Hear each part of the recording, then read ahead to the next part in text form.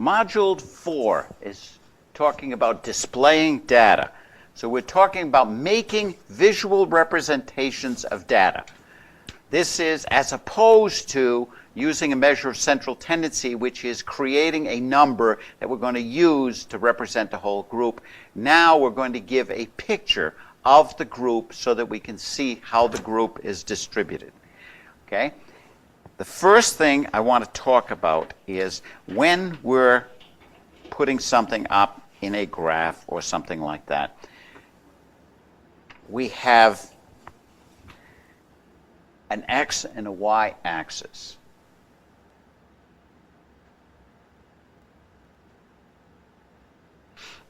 Okay, let's put this up. Okay, I hope you can read my writing. But on the x and the y axis, when you took an algebra class, they'd say, oh, the y is a function of x. But there was really no reason as to why one number went on one axis and the other one went on the other axis. They were treated equally, and they were always assumed to be ratio data, etc. Okay. In statistics, when we're making a representation of it, it makes a difference what you're putting where. Okay? The x-axis, the horizontal axis, you're putting there is what is it that you are measuring.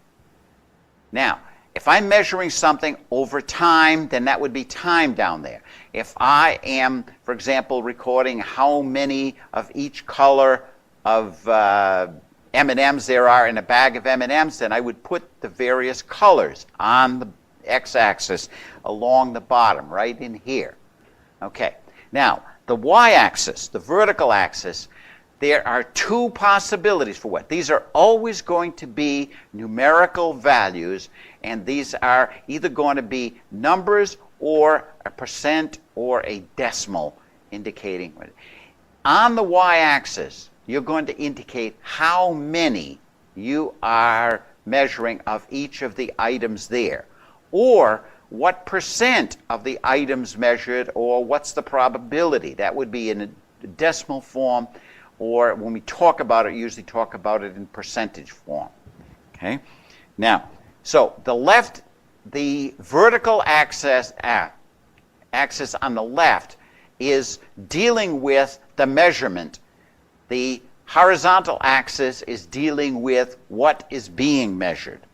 Now, let me slide this over a little bit. I'll change again.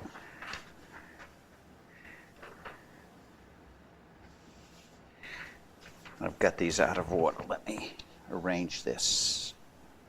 Okay.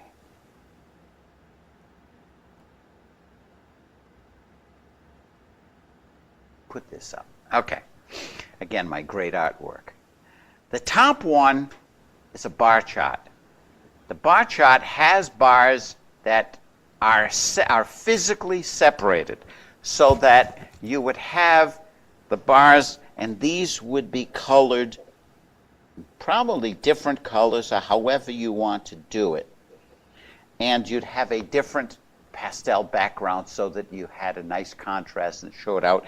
Down here you would have the names of the items, and over here the measurement. Okay?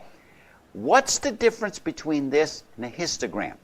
When I take these same things and slide them over and butt them together, what that is telling me is that the data in the histogram is ordered. In other words, this is the first one, the second one, the third one, the fourth one. There's some reason for them being in that order. The bar chart is not ordered. For example, if I was going with the colors in an M&M's bag, this could be red and green and brown, etc. There is no reason why red comes first. I could put these with the tallest one first and the next tallest and have them in decreasing order. If that was the case, that would be called a Pareto chart.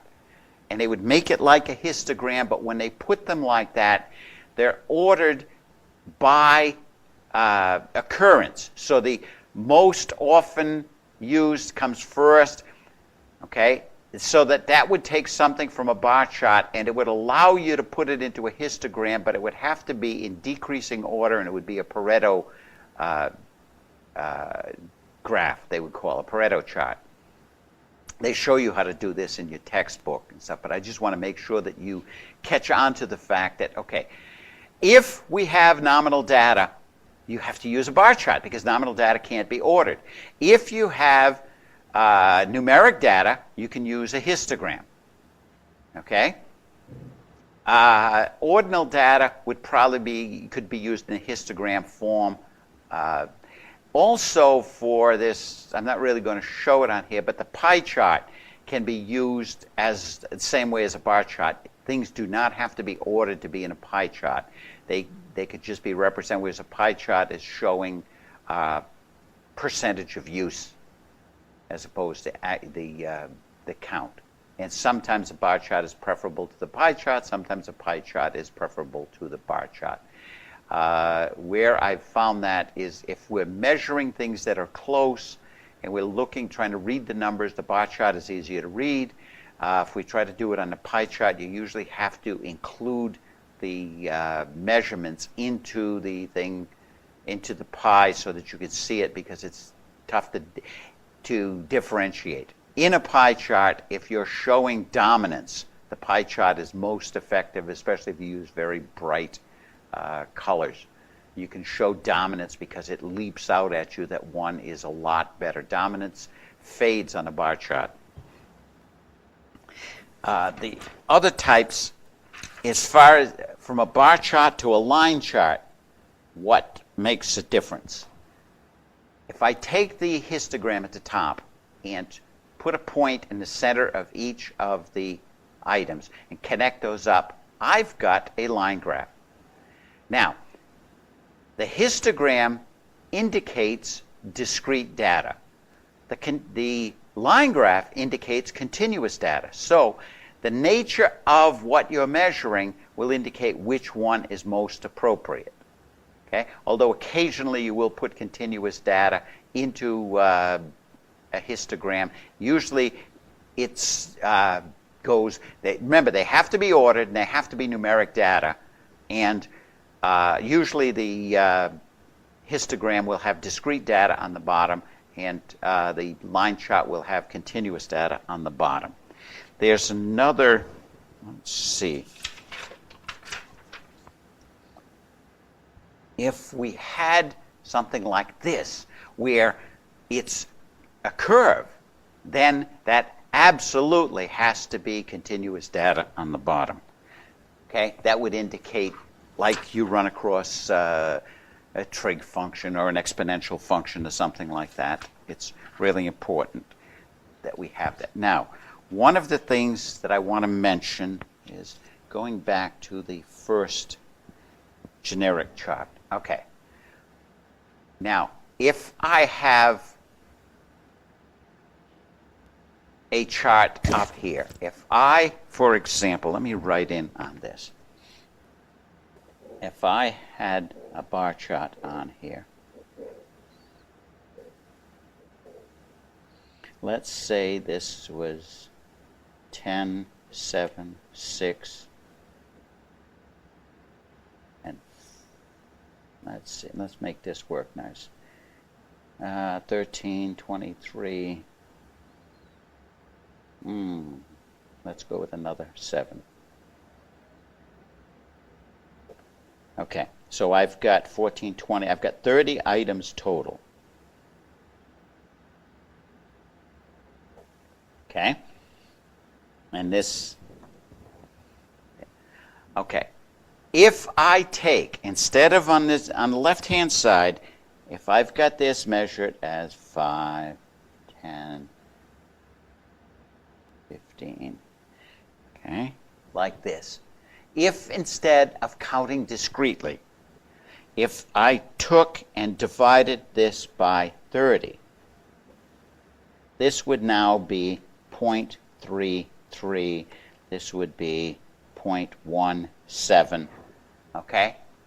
Or 33%, 17%. Okay, we go up like this. Okay, what's the difference? If I'm measuring, this is vocabulary. If I'm measuring how many items, the 5 and 10, then this is called a frequency distribution. Okay, looking at the picture, how is it? This is the actual frequency that happens. If I divide by the total, I've got what they call relative frequency. Now, do you notice that the picture does not change? The picture was identical. What has changed is the labeling along the vertical axis. Okay, and let me shift this because we run into some vocabulary problems with this. Let me put this up. Okay. Synonyms. Okay. Frequency distribution. That can also be called a sampling distribution or an outcome distribution. This is when on the vertical axis you are measuring how many. Jump down to the relative frequency. If I'm measuring what percent or what's the probability, this is a relative frequency distribution.